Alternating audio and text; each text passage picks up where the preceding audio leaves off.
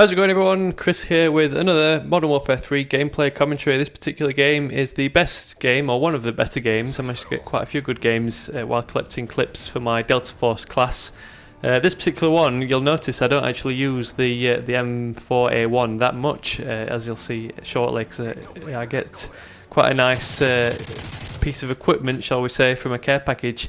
So if you've not seen that Delta Force class, click the speech bubble annotation in the top left corner of the screen to check it out.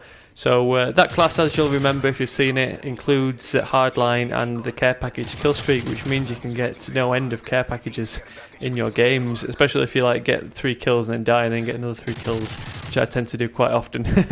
But I've had games in free-for-all where I've just had like 3+ care packages just stacking up. And the great thing about Modern Warfare 3 is that they have the airdrop trap, which is quite prominent with it being in the support package. So nowadays people don't try and steal your care packages even in free-for-all, whereas previously if you threw down a care package in free-for-all, you've got a very high chance of it being stolen. But as you'll see now, I've got my first care package and I got a Juggernaut suit, so what about that for a win? So I'll just go tearing around with this thing. I wasn't sure whether to use this gameplay because, like I said, I got quite a few good games, good wins, good scores. I think I actually got a better scoring game than this. I think it were 30-3, but it did end up lasting forever and was a bit slow and boring. I wasn't sure whether to use this one because, talking about slow and boring, just look how slowly you move with this Juggernaut suit. I was like 50-50 whether to actually move away from this location or to just like keep cycling back and forward between these these different routes. If you try and make your way around the map with this thing on, it takes you like half a year to actually make it halfway around. So I just kind of cycle back and forth, hoping for people are going to come. But that's it for the gameplay. I'll leave you to watch the rest of it and move on to my topic of the day. So today I wanted to talk about all the things people are moaning about with Modern Warfare 3 and give my opinions on them all.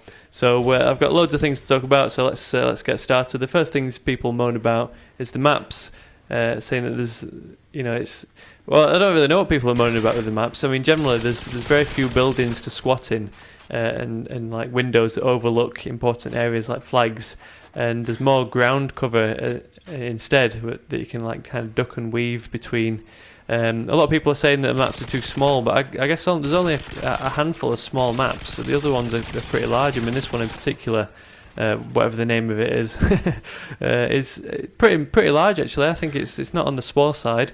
So I mean, I don't really understand. I mean, do people prefer having lots of buildings and having building squatters and buildings overlooking key areas, having those like power positions? I think the maps are pretty good in Modern Warfare 3. Second up, the Type 95. I mean, I talked about this in my Type 95 guide. It must be a couple of weeks back now. I mean, it's only days since I've actually uploaded it, but obviously doing this commentary in advance. Like I mentioned in that commentary, I reckon they should have lowered the damage to 35 to 40, so it still allows that one shot or one burst kill, but it requires all 3 shots to hit the target rather than 2. FMG9s, I think these have already been fixed in the hotfix thing. Hopefully they added more recoil. I think that would have fixed those weapons. Next thing people are complaining about is that the grenades are too weak. I can't really believe this. I mean, am I the only one who hates being killed by random grenades? In Modern Warfare 3 you have to physically shoot someone to secure the kill, or at least use the throwing knife, which takes more skill. So I really don't understand why people are complaining. Seriously. So next up is Assassin. I personally don't have a problem with Assassin. It's not anything like Ghost was in Black Ops. It works as intended in Modern Warfare 3 because you're sacrificing quick draw and or blast shield, or blast shield, obviously unless you run the specialist package. If you camp in a corner with Assassin, it means you're going to be either slower to lock on target to raise your weapon and shoot, or you're going to be vulnerable to explosives. So I think that's pretty balanced. Obviously, there's quite a few things in the second tier slot that you're sacrificing. Shotguns, people want them to do more damage before you unlock the damage proficiency. I don't really agree after unlocking the damage proficiency on 2 shotguns. I think it's nice to actually have to work for it. But I do think once you've unlocked damage, it should really buff the weapons.